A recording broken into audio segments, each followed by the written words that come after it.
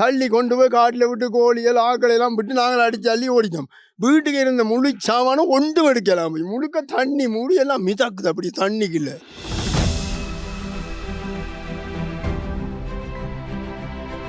குளம் கட்டு உடைக்கலை, குளம் வெட்டி விட்டு தான் தண்ணி உள்ளுக்கு வருது. குளம் இதுவரைக்கும் உடைக்கவே இல்லை இந்த குளம். நாங்கள் வந்து பார்க்க இதெல்லாம் அடித்து உடைச்சி 4 வரைக்கும் மேலே பிடிச்சிருந்தது.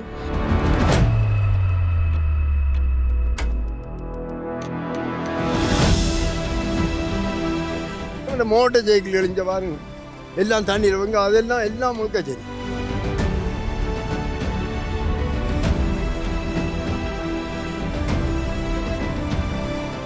இந்த பாதைக்கான முடிவு என்னென்று இப்போ சொல்லியிருக்கணும் அரசு அதிகாரிகள்.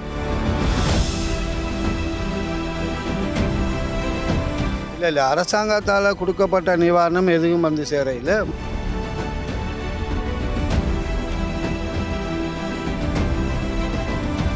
இதற்கான மாற்று காணிகள் தருவதான ஒரு சூழ்நிலை அல்லது ஒரு கருத்தொன்று இருந்தது. அது சம்பந்தமான நிலைமை எப்படி இருக்கு இப்போ?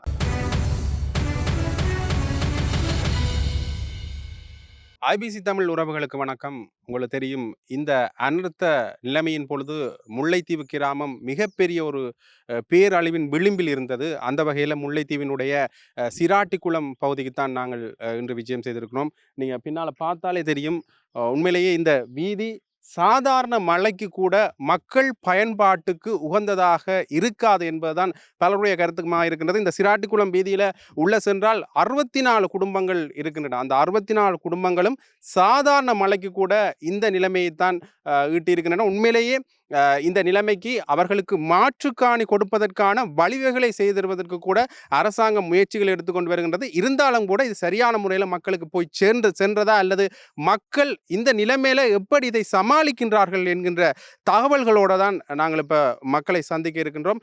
வாங்க நேரடியாகவே இந்த காணொலிக்குள்ளே போகலாம்.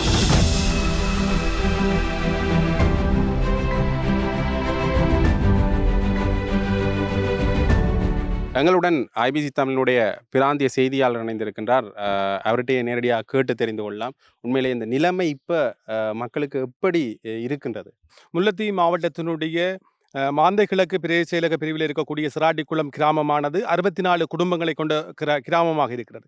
இந்த கிராமம் வருடம் மழை காலங்களில் மிகவும் பாதிக்கப்பட்டு அந்த மக்கள் அல்லோல கொல்லோல படுகின்ற நிலைக்கு தள்ளப்பட்டிருக்கின்றார்கள். அதுபோன்றுதான் இந்த வருடமும் இந்த இடர்காலத்திலே மழையிலே மிகவும் பாதிக்கப்பட்டு இலங்கையினுடைய கடற்படையினுடைய உதவியோடு அவர்கள் வெளியேற்றப்பட்டிருந்தார்கள்.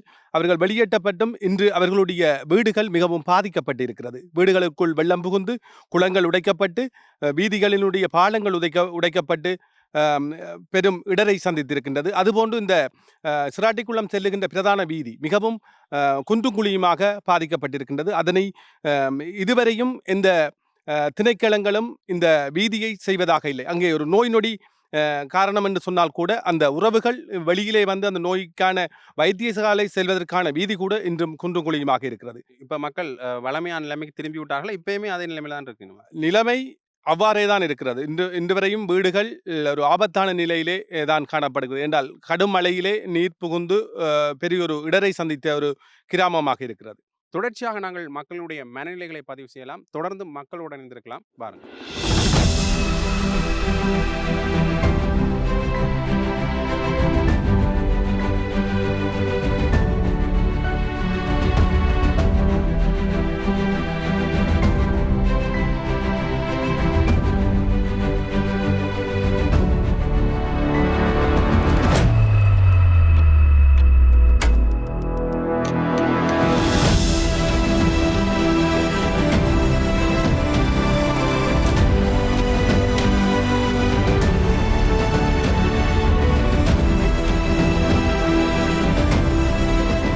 நிற்கிற இடம் என்று பார்த்தீங்கன்னா பரங்கி ஆற்று பாலம்.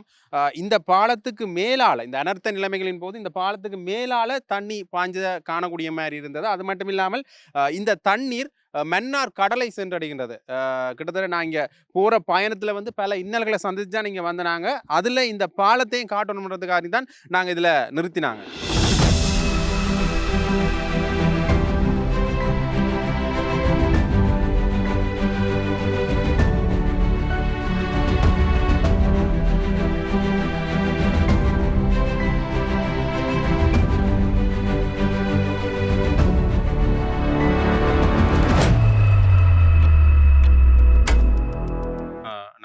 இந்த பாதையை பயன்படுத்தி வருகின்ற பொழுதே ஒரு மிகப்பெரிய இன்னல்களுக்கு மத்தியில் தான் வந்தனாங்க. இப்போ உங்களுக்கு நீங்கள் எவ்வளோ காலமாக இங்கே இருக்கிறீங்க, என்ன மாதிரியான இடர்களை சந்திச்சிருக்கீங்க? நான் இப்போ ஒரு 40, 45 வருஷமா ஆரம்பத்துலேருந்து இங்கே இருக்கிறோம். இப்போ என்னென்று கேட்டால், இப்போ இந்த வெள்ளத்தால் பாதிக்கப்பட்டு தான் அதுக்கு முதல் வாழ்வாதாரமே பிரச்சனையிலே எல்லாமே இங்கே தானே எங்களை ஊர்லேயே நாங்கள் எல்லாரும் விவசாயத்தை பார்க்குறது, தோட்டத்தை பார்க்குறது, இந்த பாதை போக்குவரத்து அந்த காலத்தில் இருந்து இந்த காலம் மட்டும் கொஞ்சம் சூழ்நிலை பிழையாக தான் இருக்குது. அப்போ இது வரைக்கும் யாரும் போட்டும் தரையில்லை, திருத்தியும் தரையில்லை, நாங்களும் வாராக்கட்டை எல்லாம் கதைக்கிறது எல்லாம் வருது. அதை விட இப்போ என்னென்று கேட்டால், இந்த வெள்ளம் வந்ததுக்கு பிறகு ஆக மோசமாக போயிட்டு எங்களுக்கு பாதை, பள்ளிக்கூட பிரச்சனைகள், பிள்ளைகள் போக்குவரத்து பிரச்சனைகள் இருக்குது. வெள்ளம் வந்து தான் இப்போ ஆக பாதிப்புப்பட்டது. வீடுகள் எல்லாம் வெள்ளம் புகுந்து அங்காலெல்லாம் வீடுகள்லாம் உடைச்சி இப்படி போய் சரியான கஷ்டப்பட்டு சூழ்நிலையில் தான் இப்போ இஞ்சத்திய மக்கள் வாழ்ந்து கொண்டிருக்கிறாங்க. இப்போ ஏற்கனவே முதல் வந்து ஆக்கள்கள்ட்ட எல்லாம் கதைச்சி இந்த பாதையை முக்கியமாக செய்து தர சொன்ன நாங்கள் ஓமுட்டு சொல்லியிருக்காங்க, இன்னும் செய்து தர இல்லை. திரும்ப இப்போ அடுத்த அனர்த்தம் வரப்போகுதுன்னு சொல்லி அறிவிச்சு இப்போ அங்கே போய் இங்கே சொல்லியிருக்காங்க, ஒன்று மண்டபத்தில் இல்லாட்டி நட்டாங்கல் பள்ளிக்கூடத்தில் போய் இருக்க சொல்லியிருக்கிறாங்க. அது நாளைக்கு தான் ஜிஎஸ் வராரு போல தெரியுது, வந்து என்ன முடிவு எடுக்கிறான்னு தெரியல. இப்போ முக்கிய பிரச்சனை எங்களுக்கு என்னென்னு கேட்டால், இந்த வீதி தான் வெள்ளத்தால் பாதிக்கப்பட்டனால துப்புரவாக போக்குவரத்து செய்ய இல்லாமல் இருக்குது. இப்போ சாதாரண மழைக்கே இந்த வீதியின் நிலைமை இப்படித்தான் இருக்கு. சாதாரண மழைக்கு இப்போ துப்புரவாக போயிடலாம், ஒரு வாகனம் போயிடாது, மோட்டர் சைக்கிள் போயிடாது, ஒரு அவசரத்துக்கு ஒன்றுமே போக்குவரத்து சரியான பிரச்சனை. இப்போ முக்கிய பிரச்சனை என்னென்னு இப்போ கேட்டால், இப்போ அவசரமாக செய்ய வேண்டியது எங்களுக்கு இந்த வீதியை ஓரளவு செய்து தந்தாலும் இப்போ நீங்கள் வாராது கூட பெரிய ஒரு கஷ்டத்து மத்தியில் தான் வந்திருப்பீங்க. இந்த அதில் கூட பார்த்தீங்க வாகனம் வராது, பள்ளமான ஒரு சூழ்நிலை இருக்குது. இப்போ அது முக்கியமாக செஞ்சு தரணும். அடுத்தது இந்த வெள்ளத்தால் தான் முக்கிய பிரச்சனை இப்போ மக்களுக்கு ஆக ஒரு இடையூறாக பிரச்சனையாக இருக்குது. இதற்கான மாற்று காணிகள் தருவதான ஒரு சூழ்நிலை அல்லது ஒரு கருத்தொன்று இருந்தது, அது சம்பந்தமான நிலைமை எப்படி இருக்கு? இப்போ அது சம்மந்தமாக அன்றைக்கு வந்து கதைச்சிட்டு போனவங்க அதுக்கு பிறகு இது ஒரு முடிவும் தெரியல. கொஞ்சம் பேரை இங்கே இருந்து இந்த எல்லாரையும் ஒட்டுமொத்தமாக எல்லா குடும்பத்தையும் எடுத்து கொண்டு போய் வேறு ஒரு இடத்துல வீடு கட்டி குடியேற்றி விட்டு இந்த சூழ்நிலை வார கால பகுதிகளில் இவங்களை கொண்டு போய் அங்கே இருத்தி அதுக்கு பிறகு இவங்களை வந்து இவங்களோட வாழ்வாதாரத்தை பார்த்து இங்கே இருந்து தொழில் செய்கிற மாதிரி கதைச்சவங்க. அதுக்கு பிறகு இன்னும் வந்து எதுவும் கதைக்க இல்லை. அப்போ மக்கள் எல்லாம் ஒத்து சொன்னவங்க, தாங்கள் நீங்கள் சொல்கிறதுக்கு தாங்கள் வாரம்னு சொல்லி சொன்னவங்க.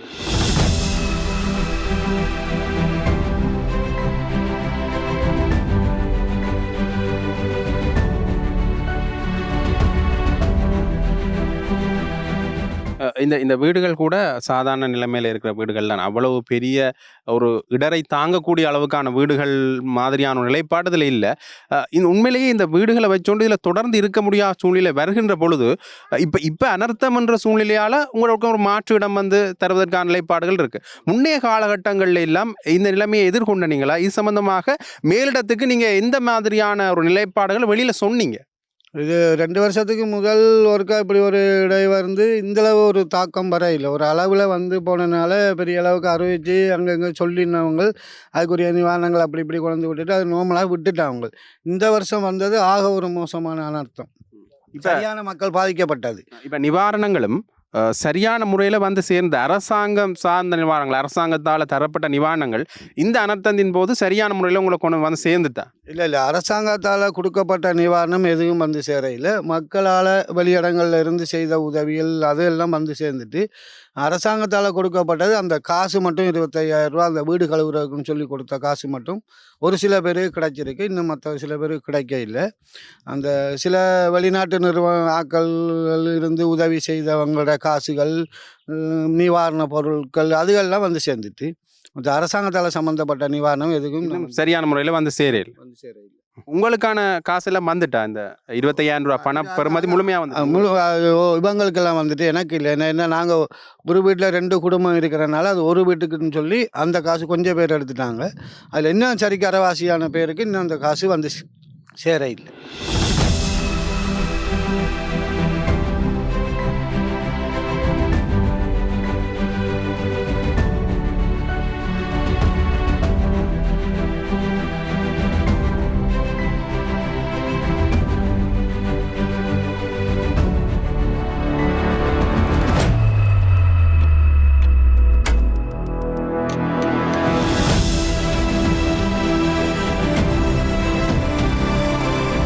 அப்போ இந்த வீதியினூடாக பயணித்து கொண்டிருக்கின்ற பொழுது தன்னுடைய மோட்டார் சைக்கிளை அந்த அண்ணா கழுவி கொண்டிருக்கார். உண்மையிலே இதால் ஒரு தண்ணி தொடர்ந்து பாஞ்ச வண்ணமே இருக்கு அண்ணா. இதுக்கான காரணம் என்ன?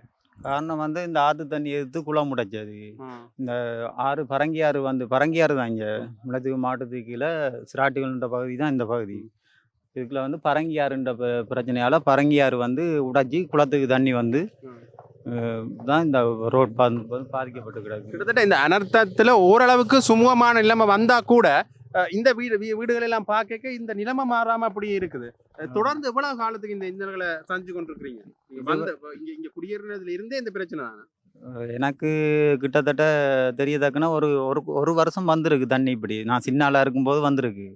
அதுக்கு பிறகு வந்து இப்போ ரெண்டாவது கட்டம் வந்திருக்கு. அதுக்கு பிறகு இப்போ இந்த நிலைமையை பார்க்கே மிகப்பெரிய அளவிலான ஒரு பொருட்சேதம் வந்து உங்களுக்கு ஏற்பட்டிருக்கு. இதற்கான நிவாரணம் இப்போ அரசாங்கத்தின் தரப்பிட்ட இருந்து சரியான முறையில் வந்து சேர்ந்துட்டா அவங்கள்ட்ட? அந்த நிவாரணம் வந்து எங்களுக்கு குடும்பத்துக்கு 25,000 சொல்லி அந்த காசு வந்தது. மற்றது பொருட்சேதங்கள் வந்து வீடு உடைவு அதுகளுக்கு எந்த ஒரு முடிவும் இல்லை இது வரைக்கும். இது அந்த தரப்பட்ட அந்த வெள்ள நிவாரணம் மட்டும் வந்து அதற்கு மேலதிகமான செலவுகள் உங்களுக்கு இடம்பெற்றிருக்குன்னு சொல்றீங்களா? மேலதிகமான செலவுகள் இடம்பெற்றிருக்கு. ஏன்டா வீட்டில் பொருட்கள் வந்து நியாயமாக சேதமாயிருக்கு. வீடு கூரை மட்டமெல்லாம் போயிருக்கு தண்ணி. அது கூரையில் உடைஞ்சி விழுந்து. சொல்றீங்களா? இல்லை இதுக்கு பின்னுக்கு வந்து ஒரு 7-8 குடும்பம் இருக்கு. அதுக்குள்ள தான் நானும் இருக்கிறேன். அதுக்குள்ள வந்து எங்களுக்கு சரியான சேதமாகி இப்போ நாங்கள் வெளியில தான் இருக்கிறோம். வீடு வாடகைக்கு எடுத்து அப்படி தான் வீடும் இல்லாமல் அப்படி சனங்கள் கொஞ்சம் இருக்கு. ஒரு 7-8 குடும்பம் அப்படி கடும் கஷ்டத்துக்குள்ள இருக்கிறோம். இந்த பாதைக்கான முடிவு என்னன்னு இப்போ சொல்லியிருக்கீங்க அதிகாரிகள். உண்மையிலே இந்த பாதை இப்படியே இருந்தால் தொடர்ந்து சிறுவர்களாலேயோ அல்லது தொடர்ந்து அவங்களுடைய அன்றாட செயல்பாடையோ மேற்கொள்ள முடியாது. இது வந்து நாங்கள் ஊர் சனமாக சேர்ந்து பொடிகளாக சேர்ந்து தான் இப்போ இதை நாங்கள் கட்டினாங்க. மண்பேக் அடித்து வச்சனாங்க. அது இந்த மலைக்கு வந்து தன்னை உடைச்சிட்டு திரும்பியும் அதால் ஒன்றும் செய்யலாமல் அப்படியே விட்டாச்சு. இது ஆனால் இது அனர்த்த நிலைமை சுமூகமான பிறகும் இது நிறைவுக்கு வரையிலேண்டா இந்த பிரச்சனை தொடர்ந்தோன்று இருக்குமென்று தானே அர்த்தம். ஏன்னா இன்னுமே அனர்த்தம் சரியான முறையில் முடியலை. ஏன்னா அனர்த்த நிலைமைகள் மாதிரி தான் இப்போ காலநிலையை பார்க்க இருக்கு. இது அடுத்த கட்டம் என்ன? ஏனெண்டா அண்மையில் கூறியிருந்தார்கள் இந்த மக்களுக்கான மாற்றுக்காணிகளை கொடுக்க போவதாக அரசாங்கம் தரப்பட்டு இருந்து. அப்போ இது உங்களுக்கு அது தொடர்பான தகவல்கள் என்ன மாதிரி வந்து சேர்ந்துருக்கு? அதுக்கான அடிப்படை நிலைமைகள் தொடங்கப்பட்டுட்டா? அது வந்து இப்போ எங்களுக்கு தெரியத்தக்கன வந்து அண்டு மீட்டிங் ரவுண்டுக்கு வந்து காய்ச்சவங்க இந்த மாதிரின்ட்டு சொன்னவங்க. இப்போ உங்களை வந்து தற்காலிகமாக நாங்கள் வேற ஒரு இடத்துக்கு காணி தந்து இருத்த போகிறோம் அப்படின்ட்டு. அது வந்து இப்போ பேச்சுவார்த்தை மூலியமாக தான் இருக்குது. இன்னும் வந்து அது வந்து நடைமுறையை கொண்டு வர இல்லை அப்படின்ட்டு தான் சொன்னாங்க. அது அந்த கட்டத்தோடு இருக்குது. அப்போ அது அப்படியே இருக்கத்தக்கன இப்போ நாங்கள் ஒரு 7-8 குடும்பம் இதுக்குள்ள வந்து கஷ்டத்துக்கு தான் இருக்கிறோம். இப்போ நாங்கள் வெளியில் தான் இருக்கிறோம். பொட்டியல்ல வீடு போட்டு அப்படி தான் இருக்கிறோம். அதுக்கு இன்னும் ஒரு முடிவும் எங்களுக்கு கிடைக்க இல்லை. இன்னுமே கூட சாதாரணமே இந்த வீதி பயன்படுத்த முடியாதான். காலநிலையை தவிர்த்து சாதாரணமான ஒரு பயன்பாட்டுக்கு கூட உகந்த வீதியாக இது இல்லை. இந்த வீதிக்கான அடுத்த கட்டம் என்ன? இங்கேருந்து பயணிக்கின்ற பாடசாலை மாணவர்களோ சரி, இல்லை ஒரு அவசர கால சூழ்நிலையில வீட்டில இருந்து ஒரு வைத்தியசாலைக்கு செல்றதோ ஒரு மிகப்பெரிய கடினமான விடயம் தான். இதை எப்படி எதிர்கொள்கிறீங்க? இதுக்கு அரசாங்கம் என்ன செய்யணும்னு எதிர்பார்க்குறீங்க நீங்க? அரசாங்கத்துக்கிட்ட நாங்கள் இந்த ஊர் மக்களாக வேண்டிக் கொள்வது வந்து எங்களுக்கு இந்த ரோட்டை முதல் செஞ்சு தரணும். அது முக்கிய பிரச்சனையாக இருக்குது. இல்லாட்டி ஒரு இங்கே வந்து சரியான வர்த்தகராக்கள்லாம் இருக்கிறாங்க. இப்போ ஒரு ஆம்புலன்ஸ் வந்து போகிறதா இருந்தால் கூட எங்களுக்கு சரியான கஷ்டமாக இருக்குது. இந்த பாலம் அந்த பாலம் முடைச்சது. அதுவும் முடைச்சி 2 பாலம் இதாக மற்ற நீங்கள் வரைக்க பார்த்துருப்பீங்க. இடையிற ஒரு இடத்துல தண்ணி போய் கொண்டிருக்கு. இவ்வளோத்தையும் தாண்டி தான் ஸ்கூல் பிள்ளையிலே ஸ்கூலுக்கு போக வேண்டிய கட்டம் இருக்குது. அதே நேரத்தில் இங்கே ஒரு பாம்பு கடிச்சோ ஏதோ ஒரு இதுகள் தீன்னா கூட திடீர்னு நாங்கள் ஒரு ஹாஸ்பிட்டலுக்கு போகக்கூடிய மாதிரிக்கு எங்களுக்கு ஒரு வசதி இல்லை. முக்கிய பிரச்சனை வந்து எங்களுக்கு இந்த பாதை தான் எங்களுக்கு பிரச்சனையாக இருக்குது. இந்த பாதையை வந்து நீங்கள் கதைச்சி முடிவு கொண்டு வந்தால் நல்ல மாதிரி இருக்கும்.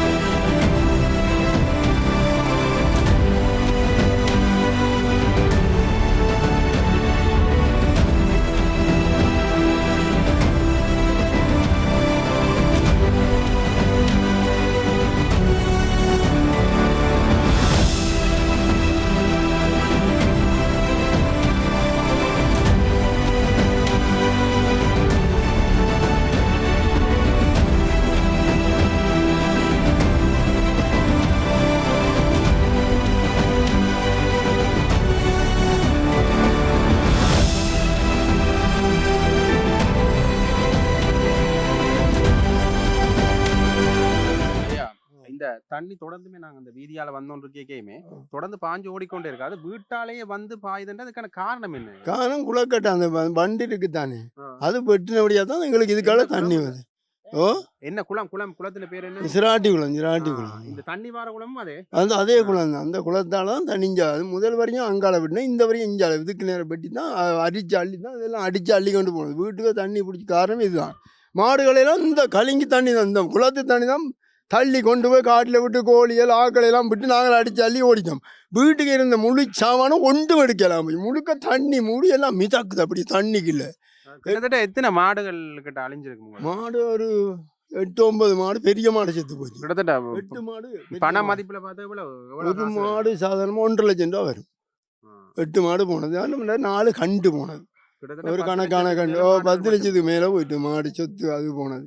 இந்த கோழி ஒரு 35-40 கோழி போனது. அதுகளும் நியாயமானது. அதுவும் ஒரு 1000 ரூபா அப்படி பாருங்க ஒரு சாவல் கோழிகள் அப்படி நியாயமானது. இந்த மோட்டர் சைக்கிள் எழுஞ்ச பாருங்க எல்லாம் தண்ணியில் வைங்க, அதெல்லாம் எல்லாம் முழுக்க சரி. இப்போ ஒரு சைக்கிளை தான் முண்டைக்கு வச்சு பூட்டி கொண்டு ஓடி திரியும். அதுக்கும் சைக்கிள் ஓடி திரியா போக்குவரத்துக்கு முதல் பாதையால் போய் வர ஒரு வருத்தம் பண்ணாலும் போயிடாது. அடுத்த பிரச்சனை இந்த உண்மையில இந்த பாதை தான். முதலாவது காரணம் இந்த ரோட்டு தான். ஒரு உயிர் ஆபத்துனாலும் நாங்கள் உயிர் தான் போகும். நாங்கள் அங்கால போய் மருந்தோ ஏதோ எடுக்கவே இயலாது, ஒன்றும் செய்யலாது.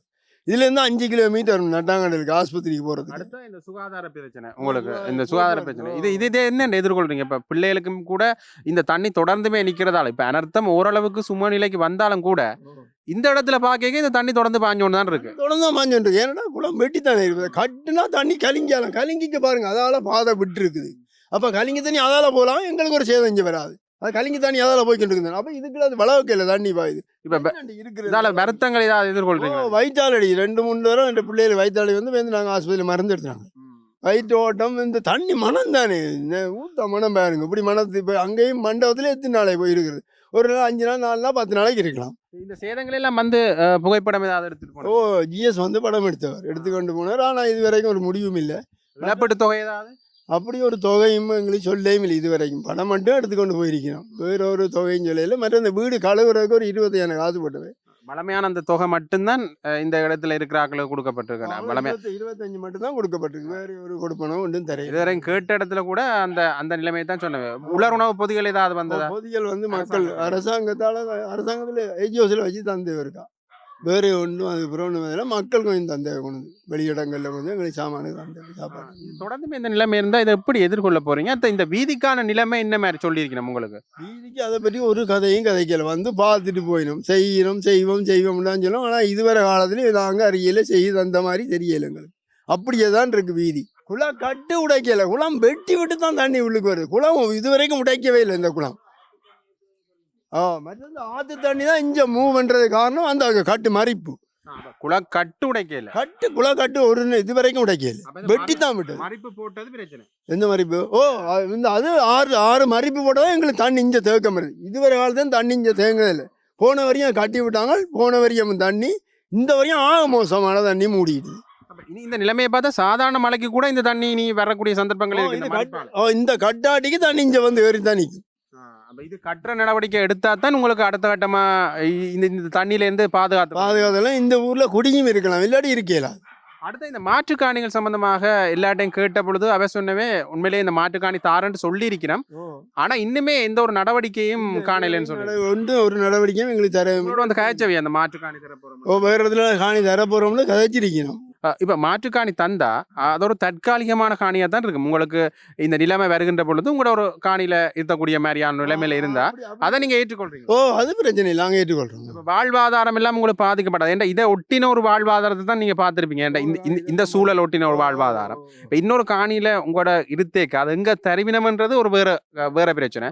அது வேற இடங்களுக்கு மாறுகின்ற பொழுது உங்களோட வாழ்வாதாரம் அங்க பாதிப்பு ஏற்படும் இல்லையா?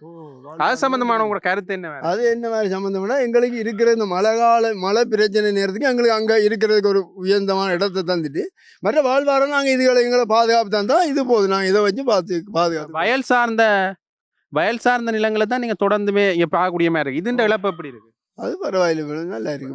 கொஞ்சம் வயல் இழப்பு குறைவா இருக்கு. இழப்பு குறைவோ மாடு அதுகளை விட வயல் இழப்பு கொஞ்சம் வயல் இழப்பு குறைவோ.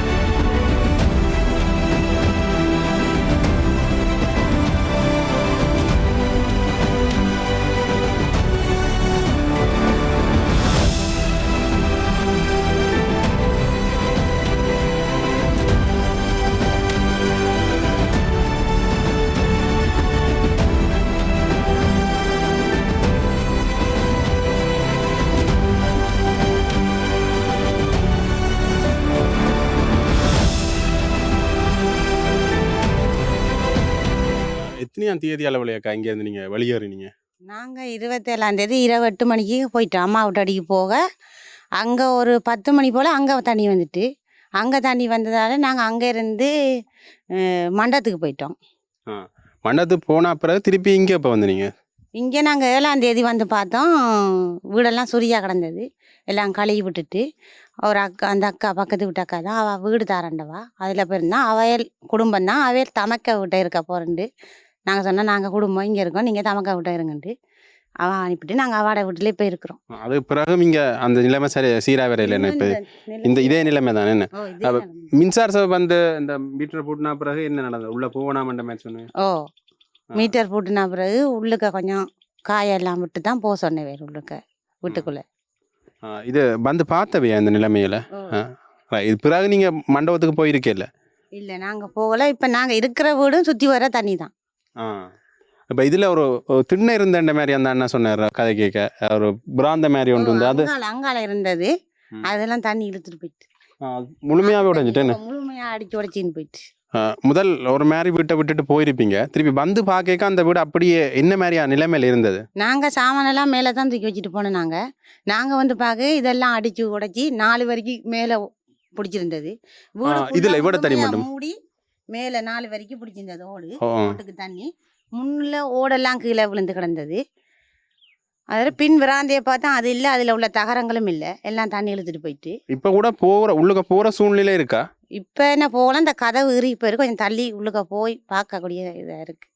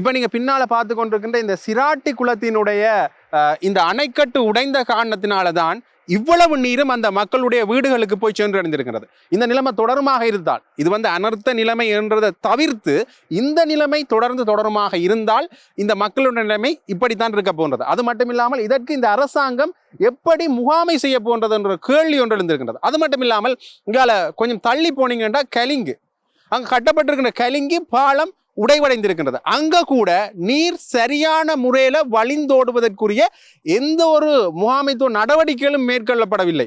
ஆகவே அதற்குரிய மாற்றீடு என்ன என்கின்ற பல கேள்விகள்லாம் இப்ப அந்த மக்களுடைய மனதில் எழுந்திருக்கின்றது. இதற்கு இந்த அரசு அதிகாரிகள் என்ன செய்ய போன்றார்கள் என்ற கேள்விதான் அனைவர் மனதிலையும் இப்ப எழுந்திருக்கின்ற ஒரு கேள்வி இருக்கின்றது.